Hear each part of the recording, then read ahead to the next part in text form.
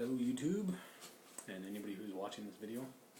I'm Jack Riddlemind. That's what I call myself online anyway. I'm going to be doing vlogs every now and then, I suppose. And today I'm going to talk about the Screamfest at the Northlands Agricom in Edmonton here. It'll be going on until Halloween, I believe. It's being run by a company called Screamworks Inc. and I've worked for them for quite a few years. I've also been a carny for quite a few years. The Screamfest. The Screamfest had 5 haunted houses. It had a bunch of carnival-like games, and it had 2 charity mazes. It had a coffin ride. It had a stage that had the human guinea pig, Ryan Stock, his fiancée Amber Lynn, Fat Matt, the world's fattest contortionist. He was pretty funny. Brianna Belladonna, she's one of 5 only sword swallowers in the world, and she was pretty cool too. She also eats glass, which is kind of interesting. But anyway, about the haunted houses run by Screamworks. I've worked for Screamworks for a while, and I've worked in quite a few of the haunted houses that they had. They had the Nuclear Nightmare, I believe it was called. It wasn't that great. I think it was just because the scares were probably tired, because it was pretty late in the night by the time I got there. It was one of the last ones I went to. Actually, I think it was the last one I went to. So I'll just touch on that one because it's most fresh in my mind. It wasn't that great. They added a few things from the last time I've seen it. There was also the Bates Motel, which was not too bad. They had a few scares in there. Did a pretty good job. And the layout was pretty cool. Kind of had a hotel look to it. Although it looked more like a motel. Same diff. There was the Black Hole, which I've worked in that one a lot, but they changed some things in it and made it a little better. There used to be dead ends in there where there was like these garden hoses that tickle your feet. Well, tickle, but I don't know. Anyway, there was some good stuff in there. It wasn't too bad.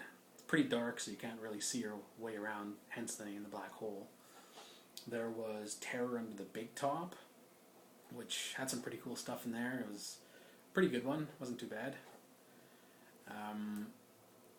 And the best one I'd have to say was the Insanatorium. That was a new one. I've never seen that one before. It wasn't like the other ones. It wasn't a trailer. Like, they used trailers. This one wasn't a trailer. This one was made right there with fencing and some other stuff. It's pretty good. They had some pretty good scares in there. It had a whole creepy hospital feel, which is pretty awesome. I liked it. That was my favorite one. It was great. There was some people walking around just the whole area, like the whole grounds. Well, it wasn't grounds. It was in one of the halls in the Agricom.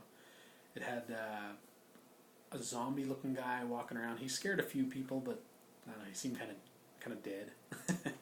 There was a girl in a white dress with her hair hanging down.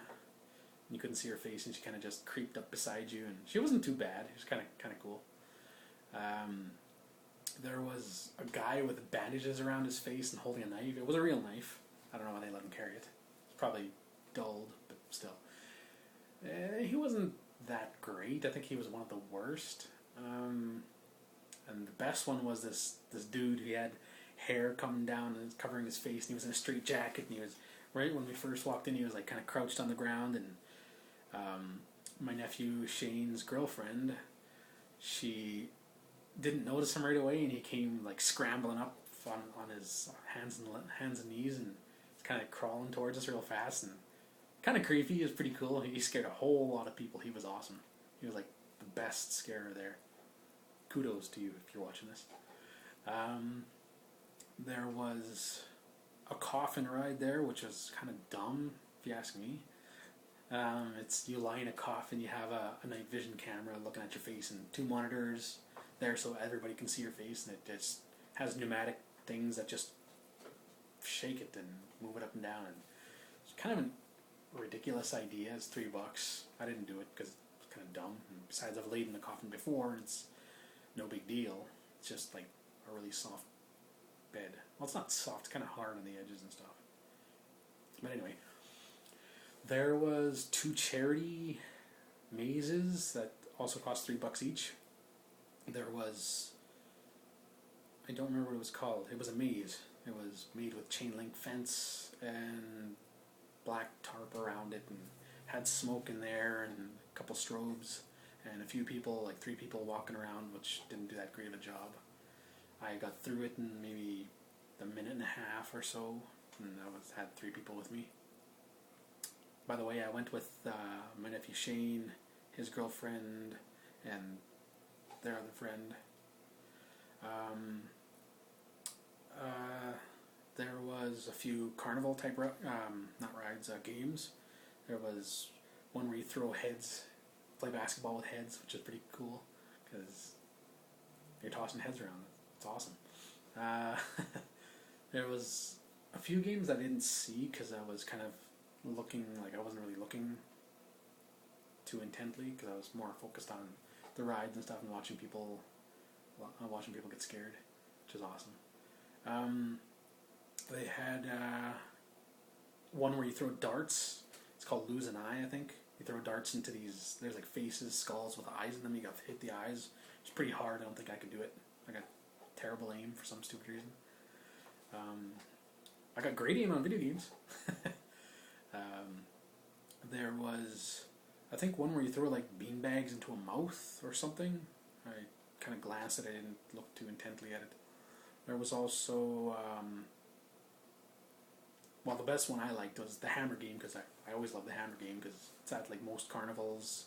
They used to have it at the arcade in West Edmonton Mall, but they took out that arcade and put a cheap, crappy version. It used to be Circuit Circus. I don't know what it is now, but it sucks. Anyway, I'm getting off topic. They had a few stalls where you could buy t-shirts. I bought one. I'm not wearing it now. It's still in the dryer at home. I'm at work, by the way.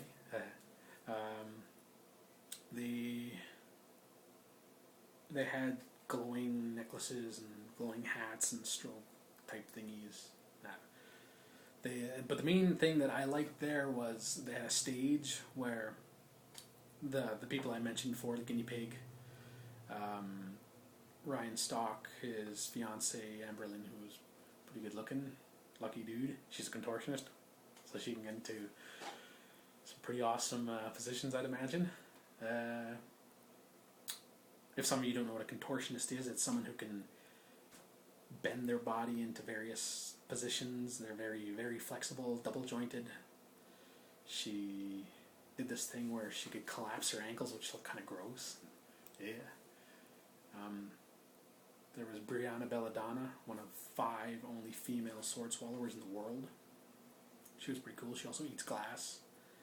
And there was Fat Matt, the world's fattest contortionist. He was pretty comical. And that's about it. So overall, the whole thing, out of 10, I'd give it probably an 8.5, because it wasn't the best, but it was pretty good because they had some pretty cool scared people. I didn't get scared. I never get scared. I get startled every now and then, but not by people in masks. Usually by like cousin or nephew suddenly popping out of a room and anyway. But yeah, it was good, and that's that. That's my first vlog. Hope to see you again.